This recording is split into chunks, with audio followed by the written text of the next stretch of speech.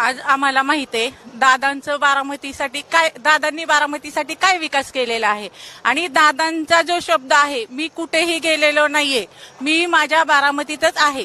दादांनी पुण्याच्या मीटिंगमध्ये सांगितलं होतं, एक उदाहरण दिलं तर दादांनी, जशी घार आकाशात उडते तिचं लक्ष सगळं पिलांकडे असतं, तसं माझं लक्ष माझ्या बारामतीकरांकडेच आहे. दादा आमच्यातनं काही गेलेले नाहीये, पण आम्ही हौस टू हौस जाऊन प्रचार करणार आहे आणि वहिनी 3.5 लाखाच्या लीडनी कशी येणार आहे तेच आम्ही प्रयत्न करणार आहोत. मला माहित आहे का, त्यांना एक हाऊस आहे की आपलं डिपॉझिट जप्त व्हावं म्हणून. त्यांना मीडियावाल्यांनी विचारलं होतं, तुम्ही कशाच्या बेसवर निवडणूक लढवत आहात, तर त्यांच्याकडे एक सुद्धा मुद्दा नव्हता की आम्ही ह्याच्यावर निवडणूक. त्यांची हाऊस आहे की आम्ही आता त्यांचं डिपॉझिट तर 100% जप्त होणारच आहे.